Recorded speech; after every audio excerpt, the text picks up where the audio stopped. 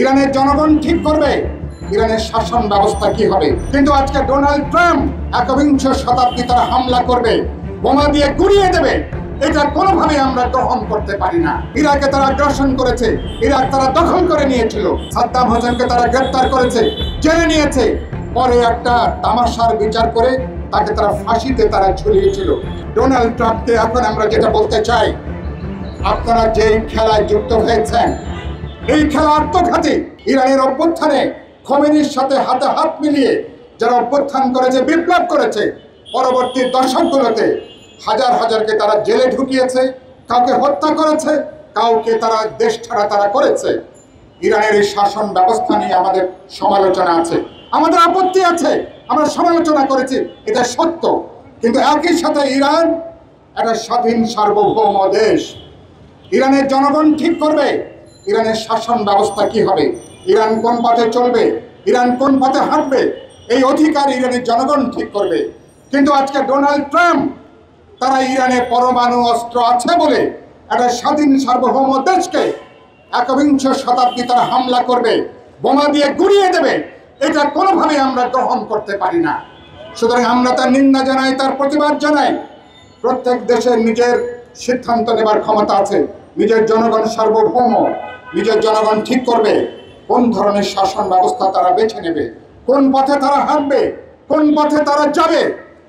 আমরা বলেছি যদি এটা হয় তাহলে তো যে কোনো দেশ যদি মনে করে, এবং একইভাবে আপনারা জানেন এই মার্কিন প্রশাসন যখন বুশ যখন আমেরিকার প্রেসিডেন্ট ছিল, সাদ্দাম হোসেনের কাছে মানব বিধ্বংসী অস্ত্র আছে এই কথা বলে ইরাকে তারা আগ্রাসন করেছে, ইরাক তারা দখল করে নিয়েছিল।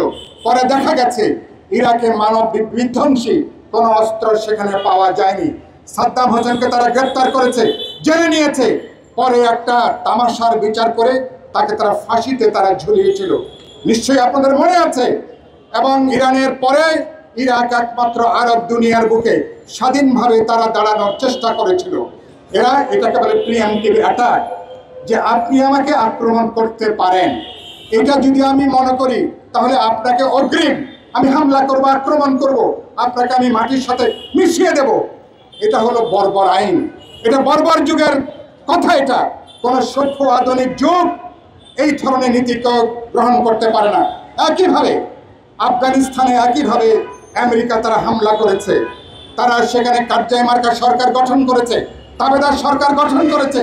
এরপরে আপনারা জানেন ভিয়েতনাম থেকে যেভাবে মার্কিন সাম্রাজ্যবাদকে লেজ গুটিয়ে পালিয়ে যেতে হয়েছে, এক ধরনের আত্মসমর্পণ করতে হয়েছে, একইভাবে আফগানিস্তানেও তারা কয়েক দশকে হামলা আক্রমণের পরে বীর আফগান জনগণ তাদের পথ তারা বেছে নিয়েছে।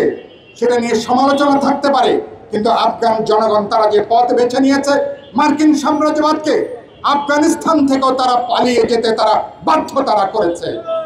একইভাবে গোটা আরব দিনে একই খেলা তারা শুরু করেছে। আমরা মোনালিসা হেভি ফ্লো 15 পিস প্যাকেটের সাথে 8 পিসের একটি প্যাকেট একদম ফ্রি। ডোনাল্ড ট্রাম্পকে এখন আমরা যেটা বলতে চাই, আপনারা যেই খেলায় যুক্ত হয়েছেন এই খেলা আত্মঘাতী।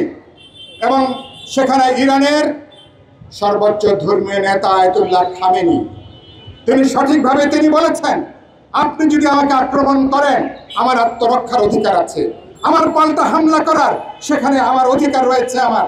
সুতরাং খামেনি আজকে তিনি সেখানে মধ্যপ্রাচ্যে মার্কিন সাম্রাজ্যবাদের সামরিক স্থাপনগুলোকে টার্গেট করেছেন।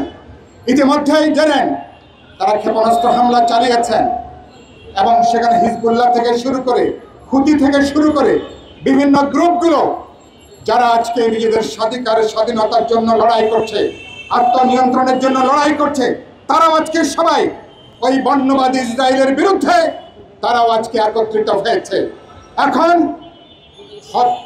এখন কম্পন শুরু হয়েছে। ডোনাল্ড ট্রাম্প যখন এখন দেখছেন যে সরাসরি এখন ইরানকে তারা যেভাবে ভেবেছিলেন একটা হামলা আক্রমণ করে ইরানকে বশে রাখা যাবে, এবং তারা হামলা আক্রমণ করে ইরানের শাসন ব্যবস্থায় তারা পরিবর্তন করতে চায়।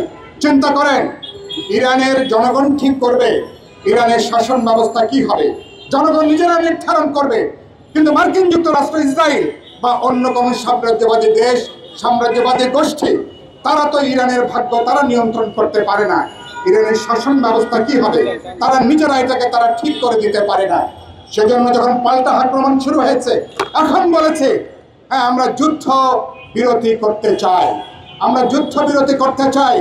ফলে এবং এই প্রতারক ভণ্ড এই ডোনাল্ড ট্রাম্প সারা দুনিয়াকে তছনছ করে দেবার সে একটা মরণ খেলায় এখন লিপ্ত হয়েছে।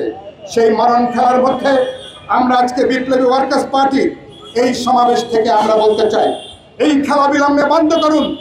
গাজাতে আপনারা যে হত্যাকাণ্ড সংঘটিত করে যাচ্ছেন, যেটা গণহত্যা, একটা জনগোষ্ঠীকে মানচিত্র থেকে আপনারা বিলীন করে দেওয়ার তৎপরতায় যুক্ত হয়েছেন।